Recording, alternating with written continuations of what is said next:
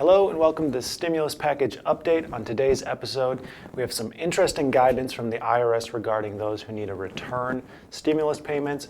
We have some Paycheck Protection news, both in funding and the companies who are actually returning their Paycheck Protection funds. And we have some EIDL grant news and some interesting math that I did that I'll get into right in the video. So let's start off.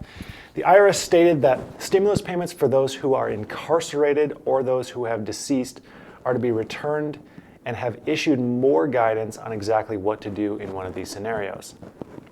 And before you guys get mad at me, I'm first going to go over exactly what the IRS guidance says, and then I'm going to go over the real consequences of keeping the payment. So here are the scenarios in which the IRS says the payment needs to be returned. The first scenario is if you are currently incarcerated, they're saying you need to return the payment. However, I don't know how you'd be watching this video or how you would even know if you received the payment in the mail if you're incarcerated. So moving on to the next scenario. If a couple filed jointly for taxes and one spouse is incarcerated, they're saying that half of the stimulus payment is to be returned, or the portion of it that was for the incarcerated individual is to be returned to the IRS. If a payment is received for a deceased individual by a beneficiary, they're saying that payment is to be returned to the IRS. If a couple filed jointly for taxes and one spouse has passed, that means just half of the stimulus payment should be returned, or whatever portion accounts for the deceased individual. Now, if you're in one of these situations and you've received a payment but have not deposited yet, they're telling you to write void on the check and mail it to whatever your nearest regional IRS office is. If you had the payment deposited into your account or you deposited a check, they're saying that you need to write a personal check to the IRS along with a note containing the words 2020 EIP and the taxpayer's social security number or individual taxpayer identification number. Now the question still stands, why are these payments to be returned in the first place, and what happens if you don't return a payment? For incarcerated individuals, there are suggestions as to why they may have to return payment, and that's because technically if you're incarcerated, you're considered a dependent of the state, but what doesn't make sense is why recently deceased individuals need to return it. It doesn't make sense because the stimulus is technically coded as an advanced tax rebate. Now, that does not mean that you're gonna have to pay taxes on it or it's gonna come out of your return on your 2020 taxes. It's just coded that way. So if someone paid their 2019 taxes and recently passed, it seems to me that they should be eligible because they paid their 2019 taxes. They technically apply for that stimulus. It's odd to me also because the situation happened in 2008 where many deceased individuals were receiving payment and the IRS didn't really seem to care in that situation. Most people just kept the payment. So what will really happen if you don't return this payment? No one knows for sure, but people are saying it might just be nothing, to be honest. Garrett Watson, a senior policy analyst at the nonprofit Tax Foundation, told Money.com, and this is a quote, "I suspect the IRS will encourage people to return payments given incorrectly, but it's less likely that the agency will pursue people legally or through the 2021 tax season. It's important to note that the IRS's FAQ are not considered legal documents or even formal guidance. So while they are helpful in establishing the agency's position, we'd need more details before knowing whether they'd have a strong case to pursue individuals legally over the payments." Now, I'm not about to make any recommendations that will get anyone in any trouble. However, if I had received one of these payments from my spouse who paid taxes and then recently passed, I personally would wait for the IRS to contact me personally and say, hey, you should return that payment. Just saying. Moving on, in Paycheck Protection news, as of today, 13.2% of businesses who have applied for this program have received funding. This is up from 12.8% yesterday. And as we know, more than 300 public companies have received Paycheck Protection funding, despite it being a small business program.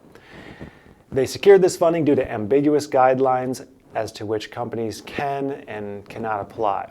It's later been ruled that companies must certify that they both have received massive hardship due to the current pandemic, and they have no access to other funding. The SBA and the Treasury have decided that a public company likely cannot attest to the fact that they can't receive funding elsewhere because just due simply to the fact of being in a public market, they have access to additional funding. Well, we might actually have some positive news here. More than 40 public companies have stated that they're going to return the Paycheck Protection funding after Treasury Secretary Mnuchin stated that anyone who took the money that shouldn't have, one, won't be forgiven, and two, may be subject to criminal liability, which is a big deal, he stated.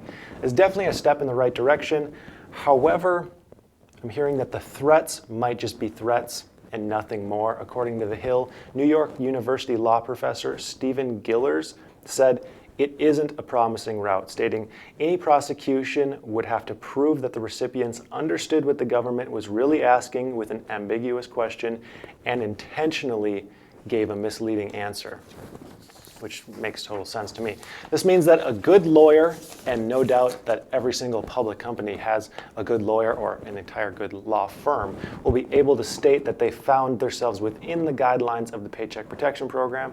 I mean, I'm no lawyer, and I was able to find the guidelines and exceptions that allow for these larger companies to receive loans.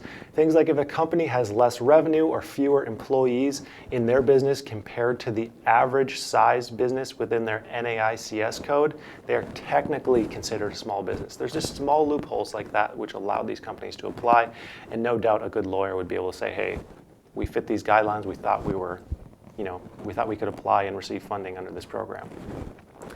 Anyways, moving on, in EIDL news, as of today, according to COVIDLoanTracker.com, 14.6% of small businesses have received their EIDL grant. This is up from 14.5% yesterday, just a 1.1% increase in funding. For context here, 4 million businesses in total applied for this program, so a 0.1% increase amounts to about 4,000 businesses funded in the last day. It sounds like a decent amount. However, at that rate, it would take 854 days to get everyone funded. 854 days from today is Friday, September 9th, 2022. Let me just pause on that for a second. 854 days. In another piece of EIDL news, yesterday the SBA announced that it has reduced the maximum loan amount from $2 million per applicant to $150,000 per applicant. There's been kind of a big uproar about this, and we'll no doubt see more letters from Congress to the SBA challenging this decision and continuing to challenge the $1,000 per employee decision. There's still people fighting that. Because under legislation, businesses should receive that $10,000 grant. There's not really any updates there, but there's a lot of people challenging it. Who knows what actually will end up going through. Also, the EIDL loan portal is open only officially to agricultural businesses as of right now, and there's no schedule as to when it's going to be completely open to everyone else. That's all I have for today. I'd like to thank you guys for watching, and I hope you have a profitable day.